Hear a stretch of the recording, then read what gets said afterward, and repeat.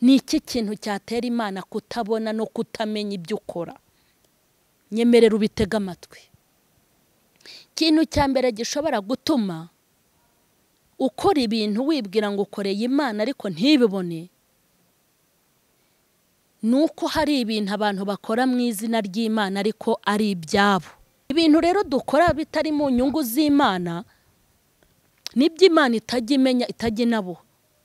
Nimba uri kunyagirwa n'imvura, ntabwo Imana izareba imvura iri kukunyagira, izareba ikiri mu mutima wawe cyatumye unyagirwa. Ikintu gishobora gutuma mukora Imana ntimenye ko mwakoze nuko abantu benshi mukora mu nyungu zanyu, ntimukore mu nyungu z'Imana. Uhereye nonaha nakugira inama yo gukora ibintu Imana iri bubonemo inyungu. Ndabashuhuje kandi mu izina rya Yesu Kristo w'i Nazareti, amahoro y'Imana nabe muri mwe. Nizere ko mukomeye kandi muguwe neza, nizere ko Imana y'amahoro ikomeje kubarinda ndetse no kubahezagira no kubaha umugisha ndetse mu mpande zanyu zose. Rero ndabashimiye cyane abakunzi banjye, mbashimiye ukuntu mukomeje kunshyigikira mu buryo bwose, mbiha agaciro. Namwe rero abandika komenti, namwe mbasabiye umugisha. Ibyo mwandika ndabibona, nubwo kubasubiza mwese bingora, ariko ndabibona. Burya ndazisoma, kandi iyo maze gusoma komenti zanyu ndishima. Imana y'amahoro rero ijye bashyigikira nk'uko mushyigikira. Imirimo y'abera rero izibukwa. Nimba waratanze ibyishimo ku muntu, uhumure nawe uzakubitana n'ibyishimo, aho uzaba ubikeneye ubihabwe n'ubutakekaga.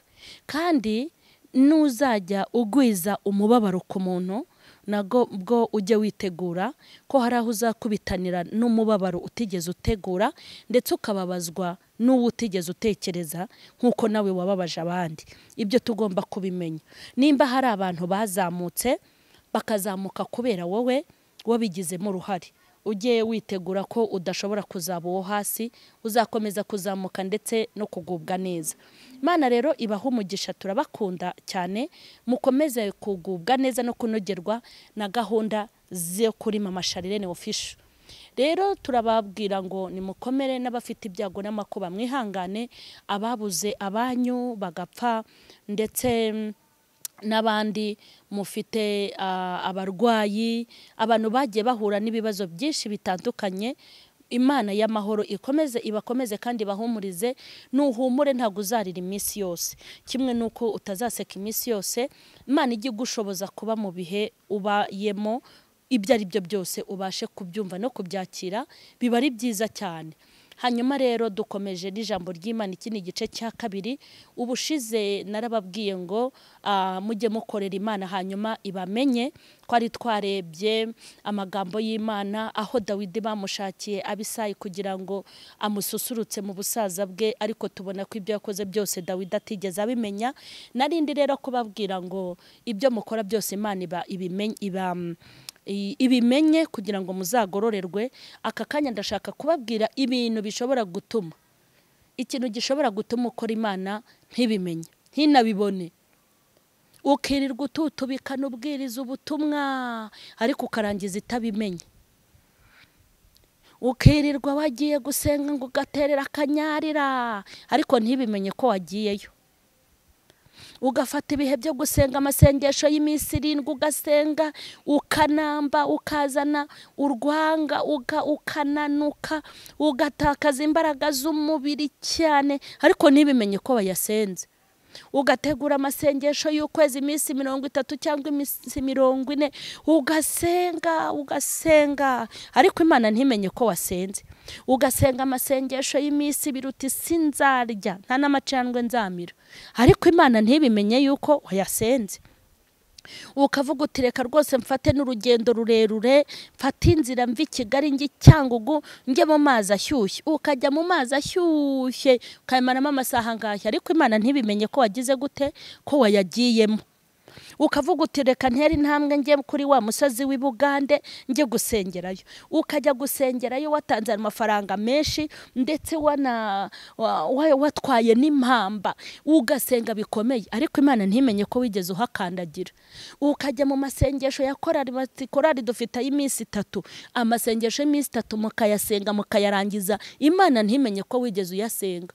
Bakagutumira mu giterane ukamara icyumweru mu giterane, ejo bundi ugafata ikindi cyumweru mu giterane, ariko Imana ntimenye ko icyo giterane wigeze ukijyamo.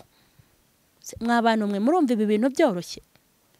Ukayobora abakirisitu bagutuka bakubwira nabi, ukabayobora bakuzunguriza umutwe, abandi bakugaya, abakuvuga ati ubundi bamwimuye amaricya aha ngaha, abavuga ngo nta nubwo uzi kubwiriza bataguhemba, abavuga ngo ubundi waguhaye kuyobora ninde, nta n'umuntu uba waguhaye n'inote ya 5, abavuga ko utazi kubwiriza, nta n'uwaguhaye agacupa k'amazi cyangwa ati kikujyana mu ivugabutumwa.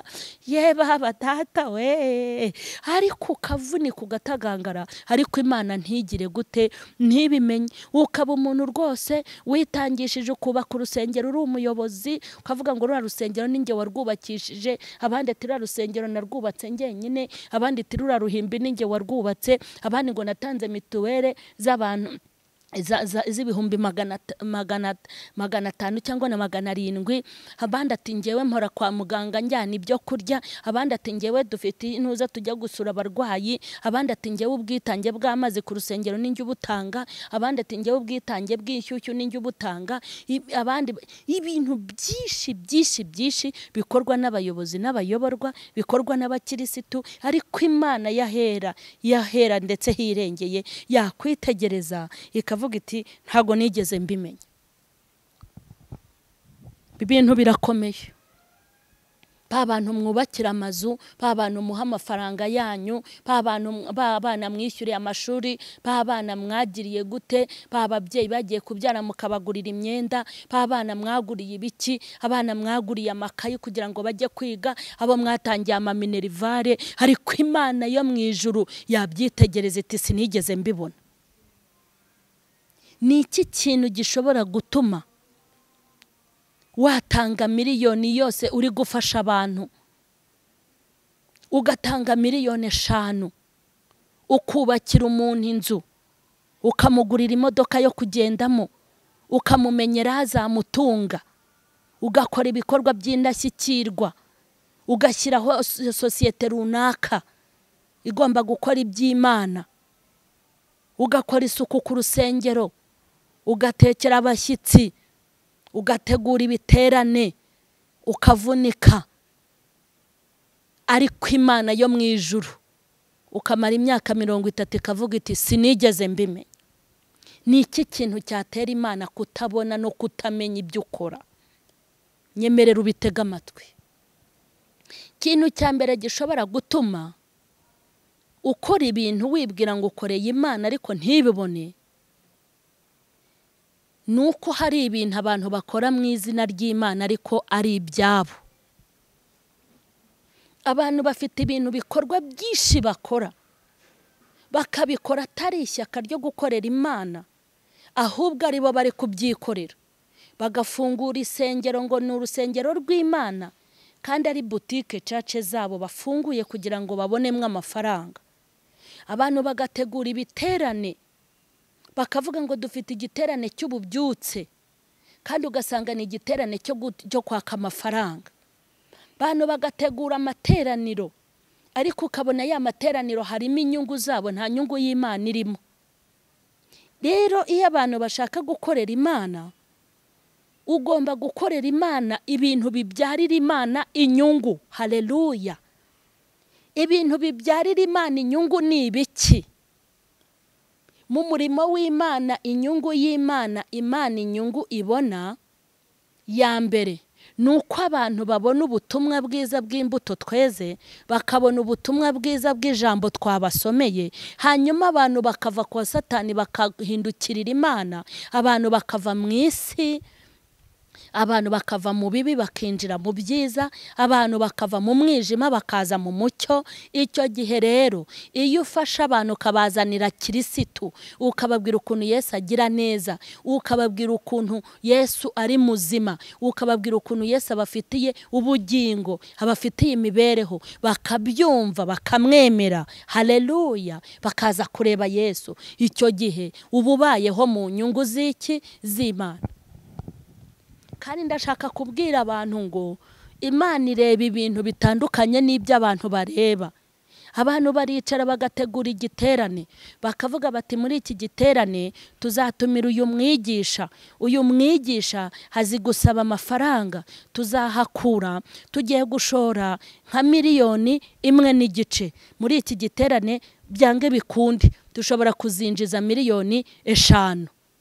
Urumva plan afite mu mutwe na viziyo ye, intego ye niyo kugira ngo amafaranga yashoye abyara andi mafaranga.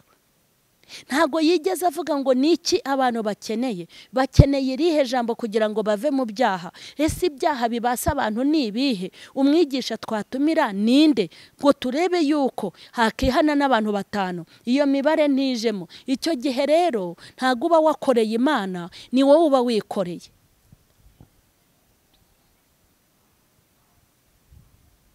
Abantu benshi ntago bakora ngo Imana ibirebe nabimenye. Nimba ufashe iyi mikoro uje hano kuri kamera ukavuga ngo uri umukozi w'Imana, ahantu biri bureberwe ni hehe? Imana ahantu iri bubipimire. Ese ibintu wavuze ni ibihindura abantu, ni ibizana abantu kuri Kristo, cyangwa ni ibintu bigomba gutuma abantu bakuzaho? Ni ibintu bigomba gutuma abantu baza mu rusengero rwawe? Ni ibintu bigomba gutuma abantu ubirahuriraho, bitume abantu bakumenya? Hari abantu baza hano kuri kamera kugira ngo birahurireho abantu bakumenye. Yego, fata nimero za telefone zanjye, nushaka ko dusengana uzampamagare. Abafite ibyifuzo n'ibigeragezo n'ibibazo, n'abafite ibibazo byanze gukemuka, njya mbasha gusengera abantu. Kuri uyu munsi no gusengera aba bantu, kuri uyu munsi no gusengera abameze gutya. Umuntu agatanga adresse ze. Gutanga adresse ntago ari bibi, ariko Imana izajya kwitegereza imenye impamvu zitanze. Hari abantu twita abakozi b'Imana, usibye ko bana bateguriye icyigisho cyabo cy'umwihariko, abantu batumirwa.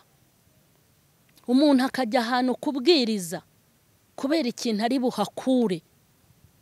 Ninjya hariya ntayo bari bumpe, ndajya hariya niho bampa menshi. Bateguye igiterane ariko bari kumudufaranga duke, amatike yabaye ikibazo. Ninkura metike ntacyo ndi busigarane. Hanyuma nawe wahagarara imbere y'abantu, bantu bati dore umukozi w'Imana, ariko Imana yakwitegereza ikavuga ngo uri umukozi w'inda yawe. Ibintu rero dukora bitari mu nyungu z'Imana nibyo Imana itajya imenya, itajya inabuha. Nimba uri kunyagirwa n'imvura, ntago Imana izareba imvura iri kukunyagira, izareba ikiri mu mutima wawe cyatumye unyagirwa. Hari ibintu bituma abantu bakora ariko Imana ntibimenye, ndetse ntibabone ko bigeze banakora. Iyo ufite ishyaka ry'ibyiza Imana iragushyigikira, kandi iyo ufite intego mu mutima wo kwagura ubwami bw'Imana, Imana irabyitegereza, irabireba, izi kubigenzura.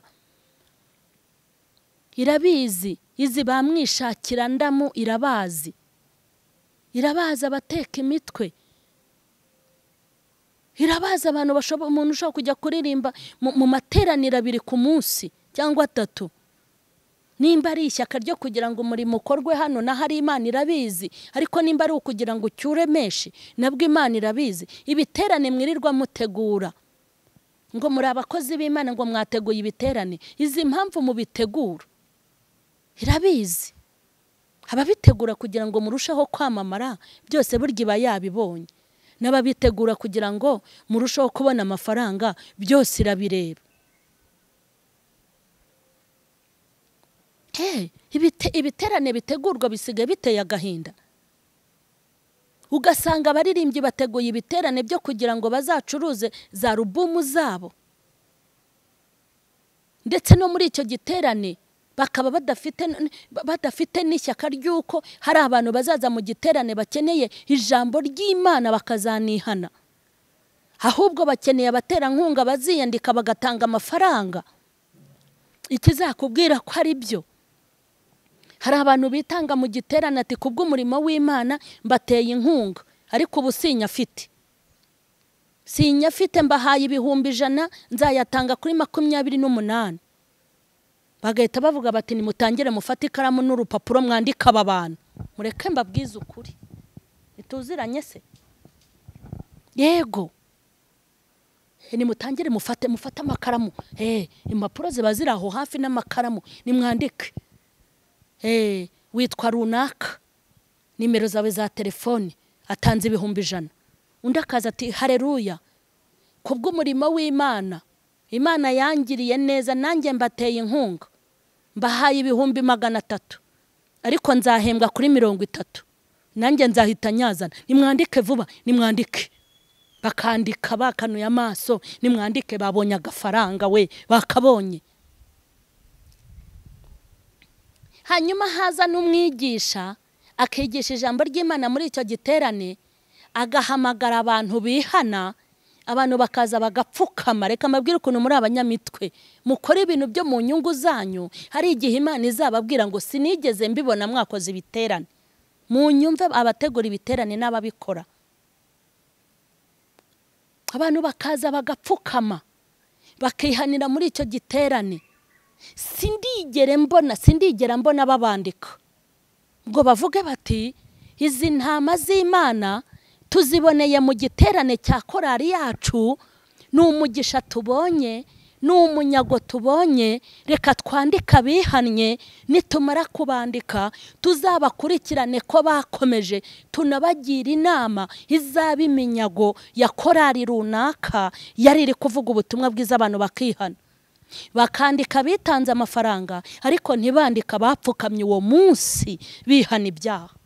Nimureke noneho mbabwire, iyo bigenze gutyo, ya matariki yo kwishyuza aragera.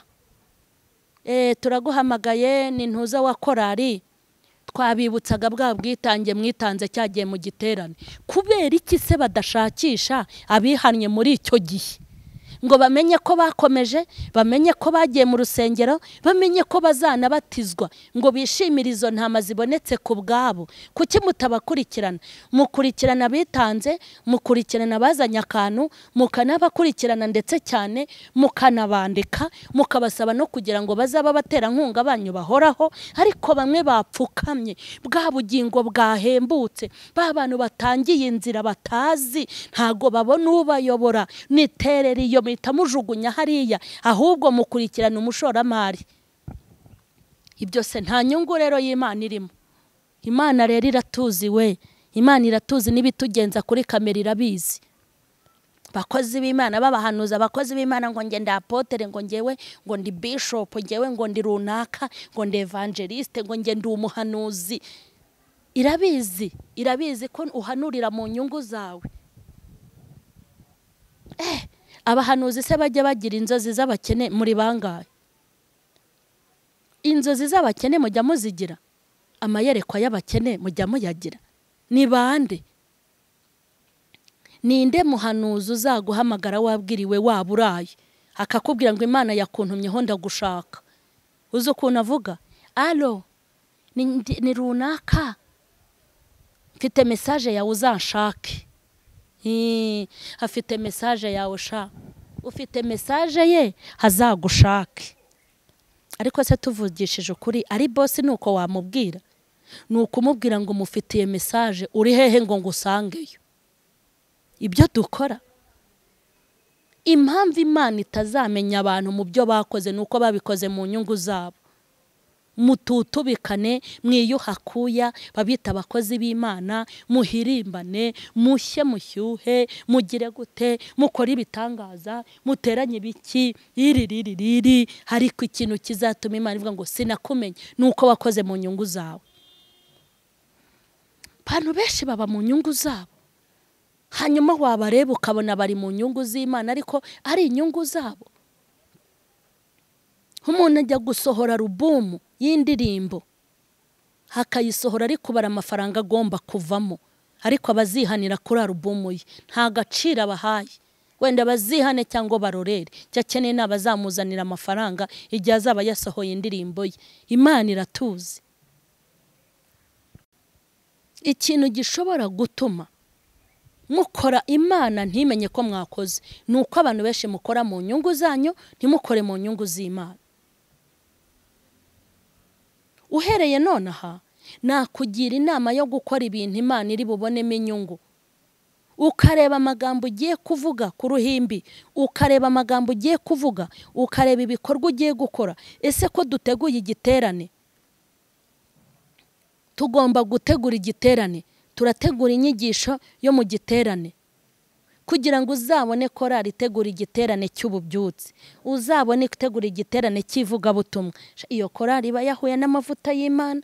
Korali nyinshi ibyuma byashaje, tukeneye kugura ibindi, ubukene bwatwishe muri korali, dukeneye kwikenura.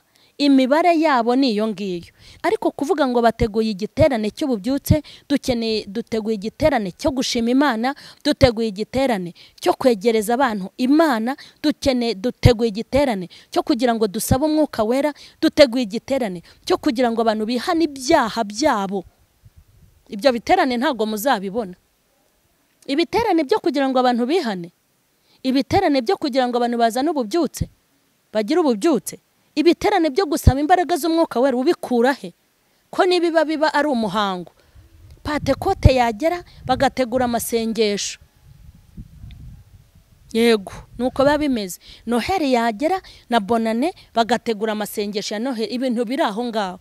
Ariko nta rusengero rushobora gutegura igiterane cyo gusaba Umwuka Wera gusa. Gusaba Umwuka Wera se hari akantu kazavamo? Nibiba kosoma gusa batinjiza, niyo mibare bagize.